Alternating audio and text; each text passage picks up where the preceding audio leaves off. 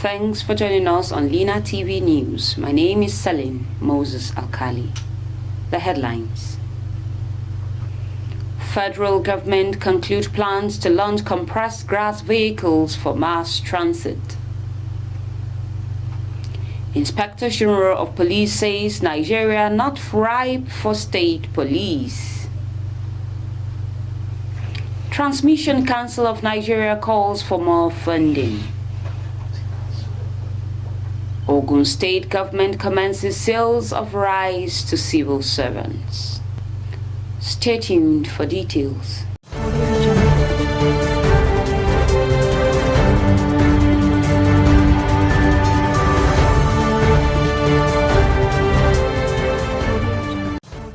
The federal government has concluded plans to launch and deploy compressed national gas vehicles for mass transit starting this May.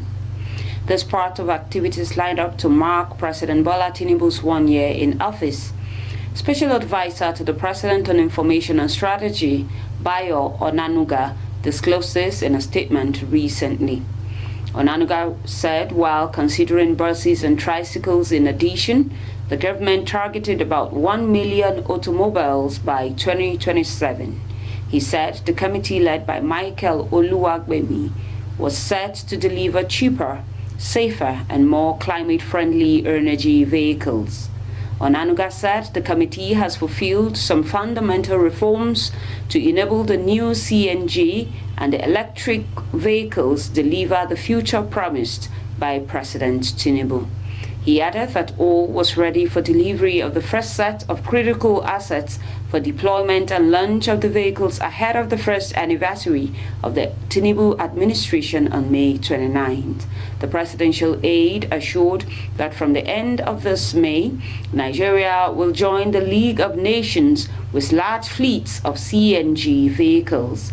The federal government provided 100 billion naira as part of the 500 billion naira palliative budget to purchase 5,500 CNG vehicles, being part of the many intervention programs to cushion the effect of increase in petrol pump price on the masses. This included buses and tricycles, 100 electric buses and over 20,000 CNG conversion kits, spurring the development of CNG refilling stations and electric charging stations. The development of CNG refilling stations and electric charging stations, Onanuga stated that with necessary task and duty waivers approved by Tinubu in December 2023, the private sector partners in the presidential CNG initiative have responded with over $50 million in actual investment in refueling stations, conversion centers, and mother stations. Inspector General of Police Kayode Egbetokun has said that Nigeria is not mature for state police. Kayode Egbetokun stated this yesterday at the National Dialogue on State Police organized by the House of Representatives in Abuja. The theme of the dialogue is Pathways to Peace, Re-Emerging Policing in Nigeria. Represented by Ben Okolo, an Assistant Inspector General of Police, Egbetokun said Nigeria is not ready for a decentralized police force. It is the submission of the leadership of the Nigeria Police Force that Nigeria is yet to mature for the establishment of state-controlled police, he added. There have been renewed calls for the establishment of state police following an upward surge in kidnappings, banditry, and violent attacks across the country. On February 15th, the federal government set up a committee to explore the creation of state police amid the spate of insecurity in the country. Similarly, on February 20th, a bill to establish state police passed second reading at the House of Representatives.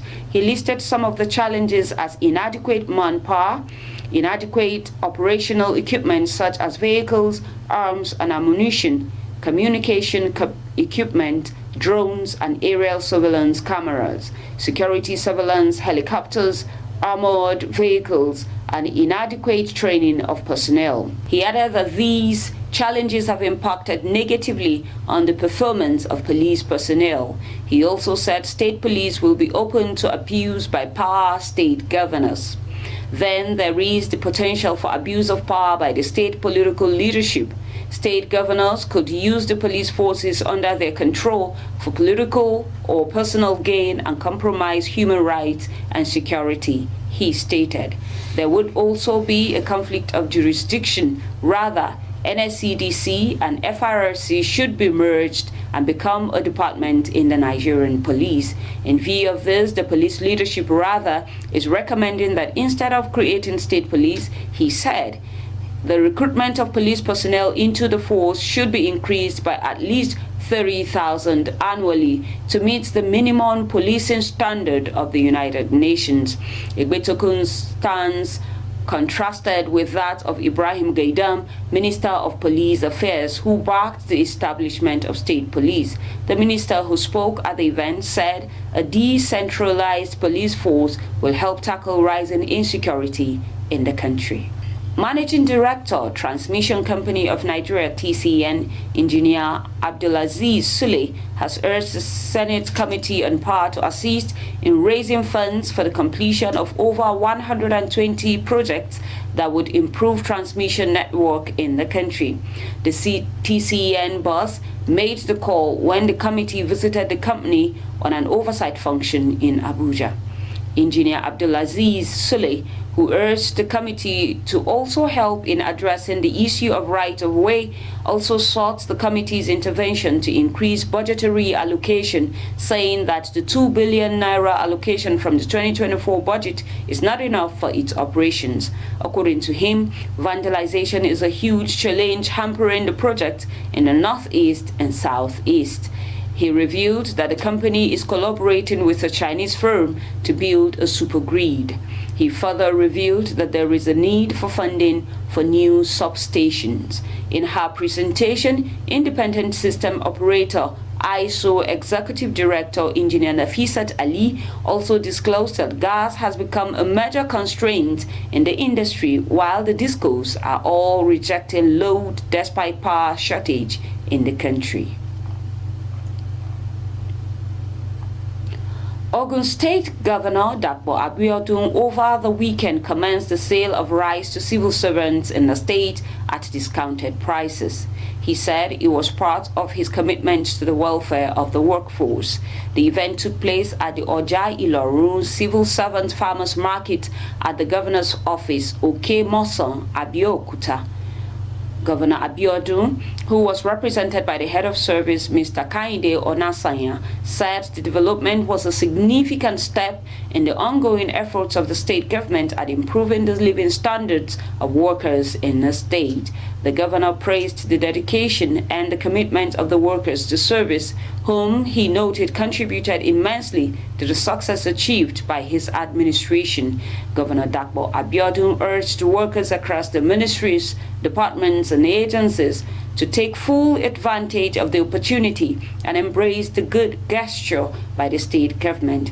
In his welcome address, Onasanya, represented by the Permanent Secretary, Bureau of Establishment and Training, Mrs. Lydia Fajombo, appreciated the government for the initiative, which she said is one of the many interventions by the government to cushion the effect of the fuel subsidy removal for the state workforce. The head of service, however, urged the workers to reciprocate the good gesture by remaining dedicated to duty and collectively work for the progress of the state. In their separate goodwill messages, the chairman joined Public Service Negotiating Council, Isa Olude, and his counterpart from the Nigeria Labour Congress, Ademola Ahmed Banko, appreciated the state government for the initiative, which they said would restore the purchasing power of the people and promote the welfare of workers.